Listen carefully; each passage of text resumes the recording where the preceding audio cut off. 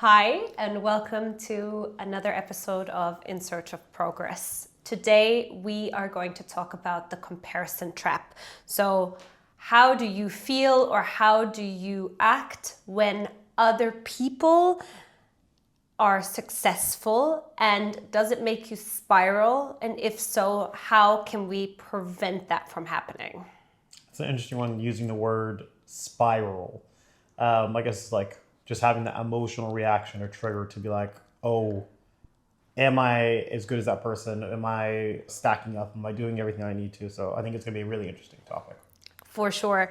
So when I looked at that topic, the first initial thing was, I hate when people compare themselves to me. I don't like comparing myself to others. I like being my own person, and it's really important to be content with who you are. But then on the second thought, I did think sometimes, especially when you're on social media a lot, you see people being successful, acting successful, faking it until they're making it, who knows? But there's a lot of stuff out there with, oh, I did this for 30 days and I became really successful. And then I did realize that on second thought, yes, I compare myself too, because even though I love when people are successful, I do think sometimes, oh my God, am I behind? Why is it not working for me? Yeah. What is going on? And I think this is my take on spiraling, is maybe not entirely the, oh my God, I'm so upset that this person succeeded, but more of the, why is it not working for me? What am I doing wrong? Oh my God, will I ever get to the point where I am also more successful when it comes to, for example, socials or anything like company, anything, my business, whatever. But the reality is, I think there's a certain way to deal with these things, and there's a certain mindset that you can train where you don't feel so stressed about other people's accomplishments and successes, because their accomplishments and successes are from their work, from their hard time and effort that they put into what they were doing. Yeah, and exactly. It might not work for you, but that doesn't mean something else doesn't work for you. So Yeah. I think that's my thing. I think that's fair. I think it's one of those things where you transition what is essentially like envy into inspiration? And Yes. what does that look like from, like, I grew up in sports just like you did, but playing like basketball, baseball, American football, all those things. And whether you're in a team, like as a corporate, or whether you're in a sports team when you're a kid, or if you're playing in a league now, sometimes your biggest competition is the people within your team, not the people outside. And those become the people that you compare yourself against. Am I as fast as the starting wide receiver? How do I get that position? It all becomes quite competitive in that kind of sense. And I think when you talk about spiraling, at first thought, I was like, oh, I don't really spiral when I think about those things. But I was like, actually, I probably at some point was very much like, even my closest friends, I would just be like, cool, well, your competition, but never in like an adversarially way.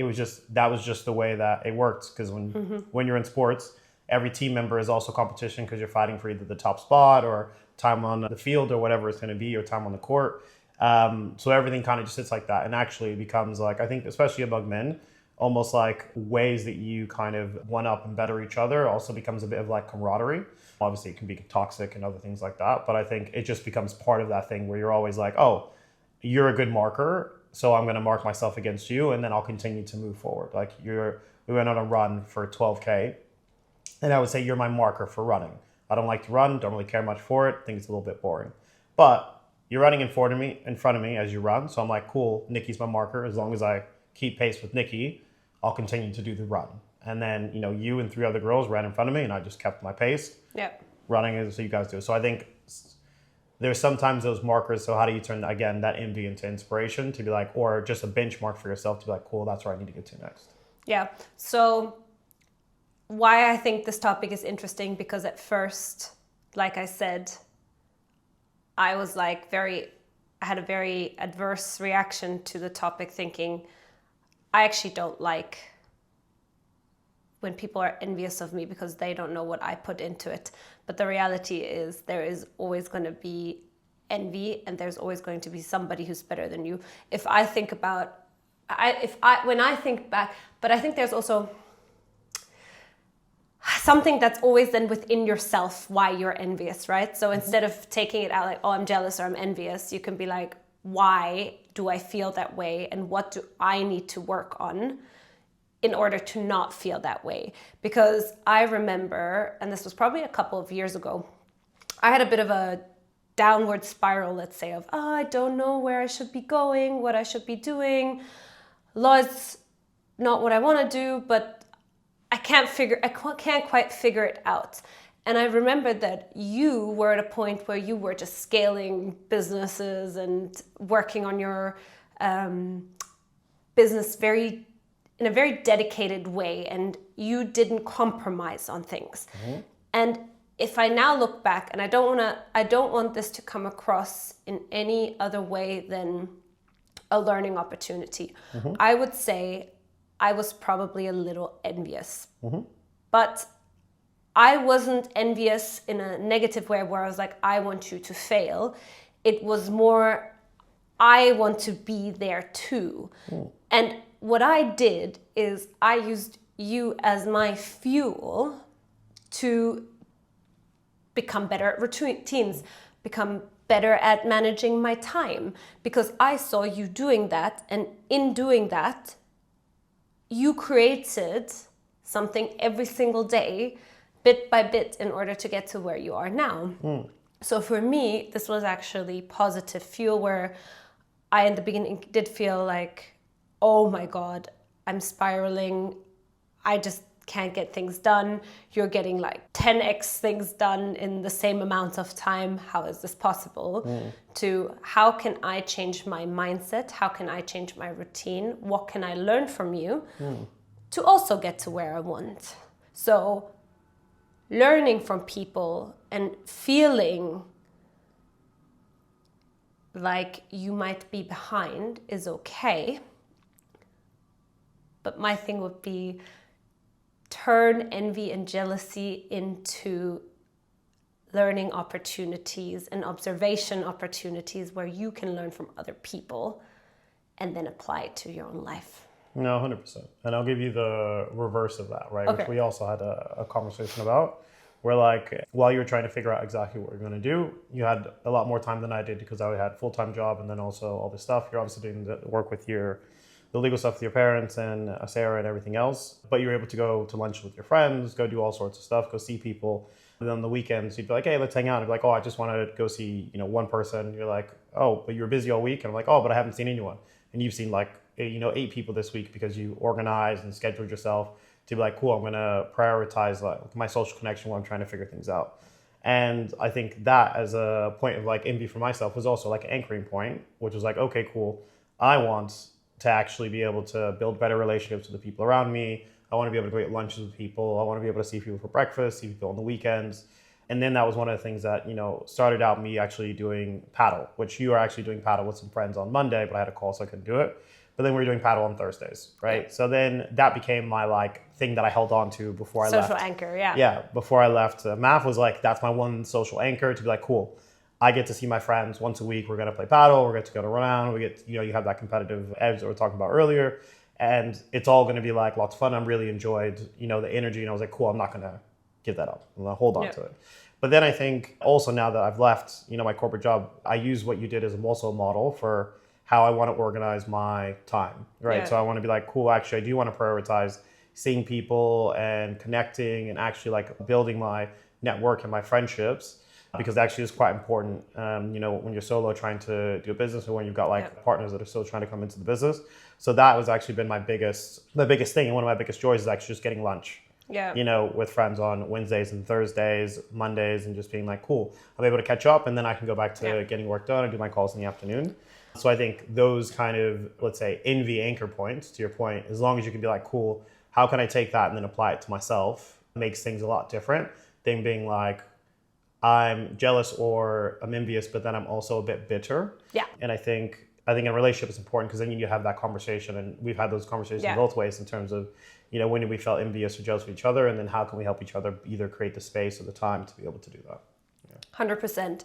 And another thing just to talk a bit about the social aspect, there's a big difference between being in corporate where you are surrounded by a lot of people versus when you have your own business and you have either no team, your one-man show, or you have a very small team.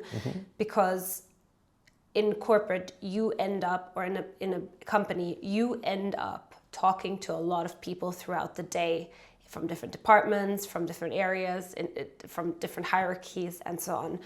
In your own business you are responsible for your own connections. And yes, I might have at the beginning met maybe too many friends for lunch, but eventually it turned out that I started talking about ideas to friends, ideas to people that I know, ideas to former colleagues, potential future clients, and all of a sudden I put myself out there. I said what I wanted, I created ideas, they gave me feedback. And now I'm in a totally different position where I don't have that much time anymore for lunches and breakfasts as much as I did back then. But now I have a direction. So I think it's always just figuring that out. But I think this is quite important. So what triggers you to compare yourself to someone else? I think the biggest thing that triggers me when I'm like, oh, okay, I'm gonna compare myself with someone else. So there's a guy on LinkedIn. His name is Till something. I don't know what he does. Actually, no, I do know what he does. He has a platform for consultancy firms. Okay. And every time I see him on LinkedIn, I'm like, I don't know what this guy is doing, but he's doing something. Like, because every time I go, he's like commented on like someone's like AI post or something like that, like continuously. And he's obviously doing some strategy, which is like, comment on the biggest post and then you show up super often and then people get to see your name on each one of the things. And every time I see it, I think, how much time are you dedicating to do that? Or do you have like a person? So I think I'm trying to like figure out what my man Till is doing. I'm like, how are you doing this, Till? I'm like, how are you showing up in my feed every so often? But I guess to make it funny, but that's like my comparison. I'm like, okay, cool. That I know what this guy Till is doing because that's a trigger. Yeah, seeing visibility. Okay. I'm seeing this guy Till who's doing a thing that I guess I'm also trying to do because I read about that strategy and now I can visually see the strategy and I'm like, okay, I see what Till's doing. But then, funny enough, you compare yourself and I think, okay, that's my trigger, is that like I see someone doing something that I'm trying to do, but they're doing it in a more efficient, better, faster, more scalable manner, right? You could say the same thing for like Alex Hormozi, who probably has an entire team of people that are creating content online, right? For him on Instagram or whatever. And this guy does like 100 posts like once a month. And then you have everyone like edit them and then he goes does other stuff. I'm like, that's what I want to do. So I think when you hear those stories and like, see those things on Instagram where it's like, oh, this story of here, this thing of that, I think those are like the triggers. And I see this thing on Instagram so often where if anyone watches anime, it's like a really big thing in like the anime community where if you scroll on Instagram, you'll see someone who's like just finally sat and relaxed out on the couch and they're like, so happy that I can finally sit and relax, and they turn on the episode and there's like some kid who's like lifting like as much weight as possible or running as fast as possible or like training in like some crazy arc. Same as like a David Goggins type thing where people are like going to the gym and you finally relax and then David Goggins pops up. So I think those are one of the triggers, which is like do more, be better, be great. And here's an example of a person who's doing that. And I think the other triggers that I have where I'm like you do stuff based on comparison is just probably people that you see in your daily life that may be having something or doing something or being something you admire and you're like, oh, or you feel like there's a gap in your life, right? So whether it's, if you're walking down, on the beach and there's a guy like running, shirtless, I'm like, oh, my fitness level needs to be at that level where I can be shirtless running on the beach, like that guy. So I think those are the type of things that you see, either things around you or things that like just, appear to be something that I want. Those are the things that trigger me to then be like, how far am I from that? And then the rationalization of how to get there is like a later thing, but that's the initial trigger is you have something I want. Now I'm comparing to see where I am versus where you are. Absolutely, absolutely. I think I can only share that sentiment as well. The comparison triggers, they come in for me when I see something or someone that is doing something that I want to do as well, or that I'm working towards. And I try to just look at it and see how I can learn from it as much as I can. So yeah, same goes with the gym. I love seeing people who are better than me actually in the gym and who have better bodies than me, because when I work out, I actually think, ooh, if they look like this during that class, that means I have the opportunity to do the same, and I have the opportunity to achieve the same. So I quite like that. And the same in business, when somebody is ahead. And I always said, oh, I don't really have role models. But the more I'm researching now and the more I'm looking at other people's successes, the more I realize, oh, these are things that I shouldn't discard role models. I should look at them and see what they're doing and take inspiration from that so that I can grow in my own way, but with the tools that are already right in front of me. So I think that's quite nice. Now, I have a question. Before you ask that question, yeah, can I pull on that thread? Yeah. Just because I think it's a really interesting one in terms of you saying that you don't have role models. And it's more of just, do you feel like the role models that you see is more because you want to be your own person? So you say, I don't have role models, or you think, oh, I don't want to compare myself against anyone in case I'm not able to get there.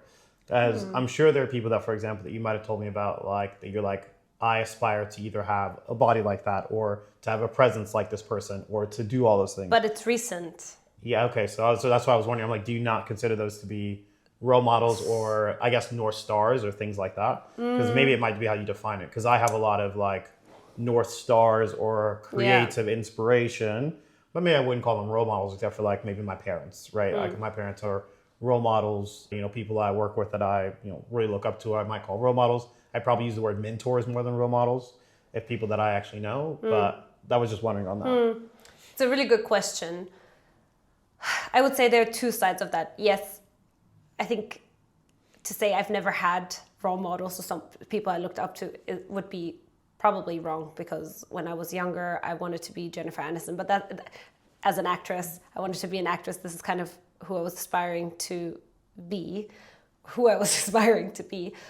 But as time went on, I lost a little bit of that. And I might have lost myself a little bit as well. And then it is very hard to find an anchor point to be, oh, this is the person I want to be. And in law, I found it particularly tough because, yes, I had mentors, but I didn't really have someone whose life I wanted, whose direct job I wanted, who I could look up to, be like, in 10 years, this is who I would like to be, or this is how I would like my life to be. Yeah, exactly. I had mentors who were incredible at the time, or still are, but it wasn't how I saw my life. Yeah, okay. And I think that's a big difference. Now that I'm in my element and I have my own company and I'm doing the things that I want to do, I'm finding it easier again to look at people and say, hey, you are interesting. You inspire me. And for example, if you look at Mel Robbins or Tony Robbins or... Not related, by the way. Not related, no. Mel Robbins, Tony Robbins, Oprah, all of these people, it's like shoot for the moon and you land among the stars, right? These would be my moons and I would like to land somewhere, but I wouldn't want to be them. I wouldn't want their life necessarily, but I like what they've done with their journey. And I would want to achieve something like that in my own unique way. So I think from actress to lawyer to where I am now, there might have been a bit of a gap where I couldn't figure out who my inspirations and aspirations were. compared to now, where I'm back into, oh, let's look at other people and see how I can learn from them. Yeah, that makes sense. I think for me, that's I guess also one of the reasons that triggered it, because I'm a very big, I like those things that these people are doing, and then I'd like to figure out how I can be those as like North Stars. So like Jerry Lorenzo is one of those people who, like this guy on Instagram, I think is just one of the coolest people around. He's the guy that created Fear of God, and he's now one of the creative directors at Adidas. But he just creates a really cool aesthetic, and his aesthetic is like really cool in terms of his style. Like he's like essentially like wears sweatpants, blazers, and like hoodies and stuff like that. And he's just generally a cool dude. He's got like long hair. Love the guy. I think he's cut it now, but I love the guy and his entire aesthetic. But I think creatively, his body of work is really awesome. It's like very premium, very luxury, very cool. And I think I aspire to, like, if I wanted to do like a fashion brand, or if I wanted to do something creative, I wanted to have the same kind of portfolio or heft that like Jerry Lorenzo's had, or even I'm one of these people that I feel like I'm multidisciplinary, so I go across quite a lot of things. I wouldn't want to be represented as Kanye's political views, but in terms of the things that he's done creatively, I'd be like, that's definitely a North Star from someone who's been able to go from music to fashion to everything around the world, from arts and all those types of things, and kind of continues to just like reinvent himself after being brought down every single time, to still be like, cool, I'm doing like another randomly creative thing. And even like Virgil Abloh, all these things, like, and even Idris Elba. And I had a really amazing experience at Coachella, where I actually got to see all these people live performing, like at a music festival, but they all inspire me for different things outside of just the music that they do. Whether it's, Idris Elba actually and all his acting stuff he does, and I've got a friend who does like some of his design work for all his different businesses. Then we had Virgil Abloh that I got to DJ there, who obviously was really big at the time for all of his fashion stuff with Off-White. And then Kanye West was doing Sunday Service at the time, when we got to see a Sunday Service performance there, where he had brought in all the gospel music and brought this whole set. So I think there's so many people out there that you can kind of grab inspiration from and just be like, cool, I really want to see how I can embody whatever the best parts that you obviously care about. You can leave everything else behind. Amazing. I think this ties really well, because we've now talked about how we take inspiration versus jealousy and compare. We made this very positive, this topic. But now there are also instances where jealousy can creep up. And for the benefit of our viewers, how would you go about managing your jealousy and envy and turning that from a negative perspective into a positive perspective? Because I think this is super important, that when you are spiraling, or when you are feeling like lost and frustrated, how do you turn negativity into positivity in that instance? I think I'll have to go back to my time at sports and like basketball and stuff like that to really get that feeling of envy. Because I think when it comes to like sports, sometimes you have like people that are naturally gifted, or in sales, people just have the gift of the gab. So they're just good at what they do without having to work very hard. I could say the same thing that might be like envious or jealous of people that have like parents with a wide network, right? As an example, or they're able to invest in their children. Like, not that my parents didn't invest in me, I was able to go to university, all those things. But those are things that I did not have, and I work exceptionally hard to try to then keep up. So anyone that's got naturally talent or had parents that was able to put them in school to or camps for like sports and things like that, didn't do those things, or I didn't do the extra camps and stuff like that. So you end up not as far, not as close to where those kind of things are. And I think those would have been times that I would have been envious of others, to be like, they just have way more resources or maybe my time than I have. And all I have is my time, energy, and dedication to try to get there, but I don't have any shortcuts. But I think one of the interesting things, let me stay on the topic of envy. So I think those would be the times where I would have felt most envious. And then how did I turn that envy into something else? I honestly have no idea. Because if I'm thinking back when I was a kid, those are you were just envious or jealous. There was no resolve to that issue besides, you get better at the sport, or you get better at the thing you're trying to do. If I had to think about what I am today in terms of that, I wouldn't really have that mindset now, in terms of I don't look at anyone, at least not on purpose or anything like that, where I would be envious. But I do journal a lot. So I think now I do a lot more reflection than I would have obviously when I was younger. So I write down a lot of stuff, and I do try to write things down, and then I try to be as proactive about things as possible. So if I'm ever feeling resentment or envy or jealousy or anything like that, I do actually try to just then either have the conversation with the person, obviously if they're within reach, or I kind of sit with that and then figure out, I always ask myself, okay, what's the thing that I can do to improve that? Because I think sometimes like you blame someone else for the jealousy or the envy that you have. Yeah. So you need to then look on your side in terms of, okay, what are the things that I'm doing that's making me feel like that person has either got it easier or I'm not working hard enough or whatever. It's like, what are the small steps that I can take that I can essentially close the gap, rather than being like, that person is too far ahead for me to ever catch up, and then I'm envious or angry. But I think you should always, I think also if you're envious, sometimes you believe, oh, I can't do that. But I no longer have that mindset of there's nothing that I cannot do or I cannot reach that. Like if you ask me today, you know, do I believe that I could be a scratch golfer in 18 months? My answer would be absolutely, right? And most people would be like, there's no way you do that. Or do I believe I could play professional paddle? Yeah, if I put enough time and effort, I'm pretty sure I could be able to go play professional paddle, you know? So yeah. Yeah, okay.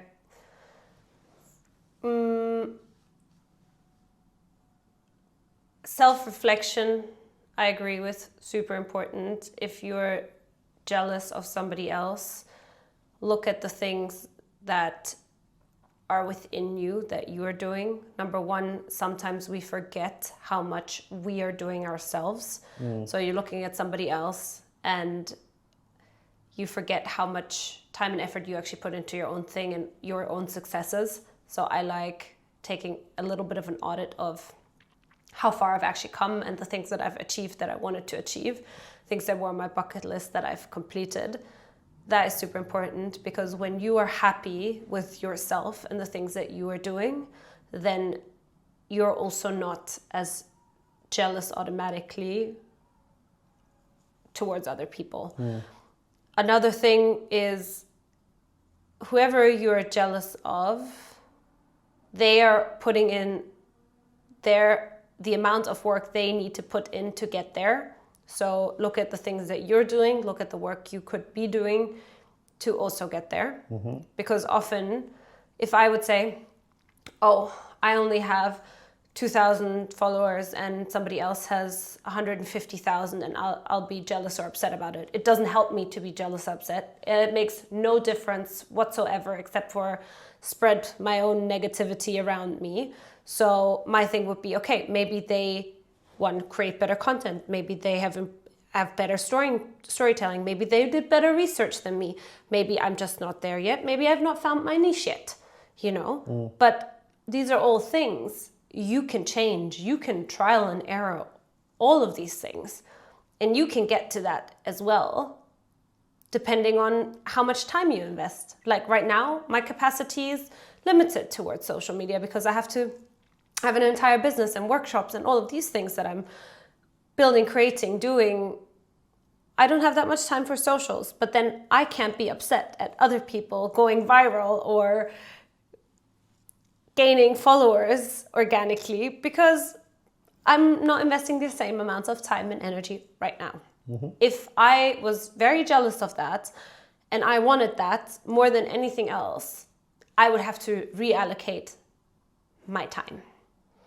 So I think this is super important. So always look, if you feel really jealous and negative towards something, do a self-audit and see what you can do to change it. And if you then actually realize that you don't want to put in the time and effort that the other person might put in, then there's no reason for you to be jealous because you're not putting in the time and effort to get there. So let the person free the other person and let them live their best life because they're putting in the work. Really, you're freeing yourself, right? Yeah. Because you being jealous or envy of this other person is not doing anything to them. They're continuing to live their best life, you know. And if you're close friends and you would be sabotaging the other person, I think you should check yourself because that's not fair either. What comparisons have actually motivated you in a healthy way? I think all of the comparisons that I have really, generally, I think motivate me in a healthy way. I don't know what anything is motivating me in a negative way. Fear of failure is my negative trigger to continue to push forward. Anyways, So I'd probably say the comparisons that motivate me now are the things that I'm focusing on. So I always try to be really focused on the things that, so let's say for the next 12 weeks, there are 3 things that I'm focusing on. Building my brand on LinkedIn and becoming a bit of authority, getting better at building like a network of people, and then, figuring out how to do sales and things like that. So one of the big things that I do whenever I'm doing anything I don't know how to do is I look up who are all the best people that are doing each of those 3 activities.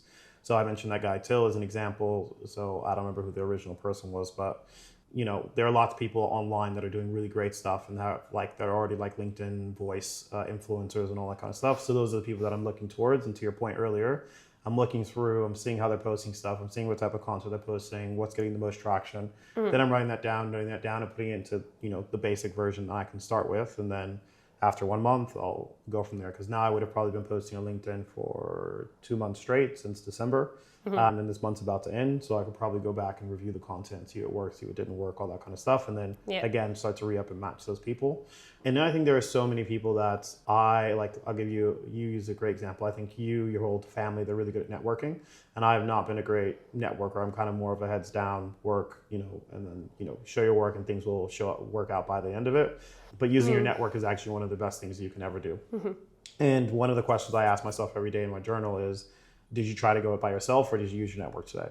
Right. And so now I start my day messaging people, contacting people, messaging people on LinkedIn, just being like, hey, how's everyone going? And just now I actually just feel much more connected to a lot of people that I wish I would have just been connected with anyways. But now I've got, a motivator to kind of continue to build that network. So I think that's one of the big things, and just figuring out who are the best people that I know in my life that do that and then replicating the things they're doing. And then even from a sales aspect, I've been super blessed to have people that are way better salesmen than me that are friends with me. So a guy named Owen that I actually meet with almost every week now, who's been doing sales for like IBM and lots of different companies a long time. And now he does like innovation and all sorts of stuff. But he's been helping me out. Another great person named Rafaela, who's also helping me out. Another person named Joe. And they've all been super great to kind of be like, help me shape my offering, the things I need to do, the people I should be contacting, how I should be following up, how I should be presenting things. And now I'm trying to learn from all these different people, I guess, rather than I've set them as a comparison or a benchmark that they know how to do this thing better than I do. But instead of them being out of reach, I'm now able to kind of reach out to them to do those things. And I think just on this point, because I know this is one of the last questions that we'll have, but I think it's important to also understand, it's the same with when you're thinking about comparisons and then also mentors, is making sure that your comparisons are not too far away. So for example, if you're comparing yourself with, like I can use Mel Robbins, or let's say I'm going to use Jerry Lorenzo as an example. So if I'm comparing myself to Jerry Lorenzo, maybe I could have compared myself to Jerry Lorenzo at the beginning of his career, right? But I can't compare myself to Jerry Lorenzo now, where he's already a creative director at Adidas, has his own fashion line, and is making millions of dollars doing the thing that he absolutely loves, right? I need someone that's a little bit more on the medium scale for me to do a direct comparison to, because the things that Jerry Lorenzo is doing now aren't going to be the things that are going to get me from A to B. No. Those are the things that would get me from B to C or C to D. So I think understanding where your comparisons are and then thinking who's the person that's 1 level or 2 levels below that I can even get in touch with 100%. makes such a big difference. Absolutely. I agree with that. For me also, I like having different layers of aspiration now, I would say, because, okay, Mel Robbins, Tony Robbins, all of that, Oprah, they are years and years ahead of where I'm right now. But it doesn't hurt to still have them in the back of your mind of these are people that I find aspirational and inspirational. And then you can look for people a tier down and be like, hey, these are the people that are here right now. And then you go even further down and you be like, well, these are the people in my area, in my city, in my country. And all of a sudden, you have a different range of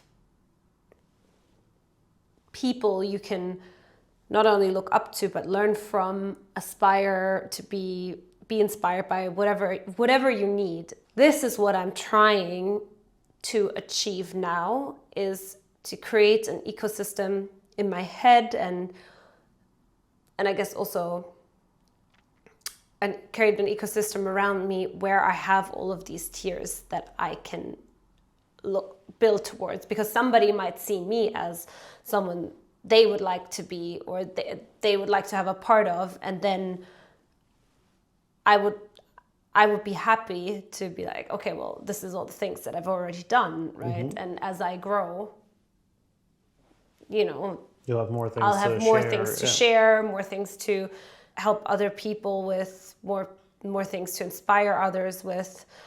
And so it's just a step-by-step process of just moving the needle forward. 100%. Step by step. Yeah. I think that makes such a big difference. And I think comparison is good, obviously, when you do it in the best way possible. Healthy way, yeah. In the healthy way. But I think letting people compare themselves to you is also an important thing. Yeah. Again, for that, like what I would probably say for, mentorship or guidance or whatever, is it's okay for you to also be a benchmark and for people to either be envious or jealous, or to be like, cool, that's something that I would like to get towards, even if you're not crazy successful, even if you have a business with zero revenue, right? Because there might be something that those people are still looking for, which might be that you got your offer correct. You might know how they used to sell to other people now. And if someone has 0% of that, then you're still a benchmark for that person. Yeah. So do make sure to get back as much as possible, I think is also. Absolutely. Yeah. I also think if you have negative feelings or jealousy towards something in a very unhealthy way, know that, one, it's okay, but you don't have to feel that way and you don't have to stay stuck in it. I think that's a really important thing for me. Don't stay stuck in it because you feel like there is no way out of that right now. Do a self-audit. List the things, write the things down that you've achieved, the things that are actually really great in your life, things that are going well, because spiraling in that situation only makes you bitter and dark, and you're the only one who can save yourself out of this. Nobody else can help you. You're the one who has to save yourself from negativity and from a downward spiral, and it's your responsibility. So if you are in a downward spiral in any way, shape, or form, take responsibility, take ownership, and move your way out of it, because it is possible. And when you actually maybe even write down the things, positive things about the person you might be jealous of, because the reality is you will feel better when you are not in that downward spiral. Yeah, 100%. And it is possible to get out of. Yeah, 100%. I think, well, I'll end this as like the last thing on this bit is, because I think to your point of when you're looking at someone else and you're comparing yourself and you're like, oh man, I'm just not moving fast enough, or I'm just not anywhere near there, or it's just too far away from where I want to be. I think the point of looking backwards is so important, and you should try to do it as often as possible. Like if you're doing a weekly reflection, cool. If you're doing every 6 months, because I think one of the things that is so unfortunate that a lot of people go through, and I think I was definitely one of the people before I started journaling, was that you end up moving through life so quickly trying to chase the carrot that's in front of you, and you forget that actually you're not on a treadmill, but you are running and you are going everything, but the carrot just still feels like it's far in front of you, and you forget to look backwards and to see how many of the markers that you originally placed yourself that you did. And I think one of the best things that I've ever seen was in that 12-week year thing that was like, if you're doing something 85% it, you're still doing it every single day. Yeah. And you'll still get so much further. And when you look back, you'll still have all those accomplishments. So I think just one of those things to really look out for is, to make sure you're checking yourself to see how far you've actually come. Because even though it might feel like, oh, I still haven't got the job, but you can look back and still see that you've accomplished 6 other things that you didn't think about to get to where you are. Absolutely.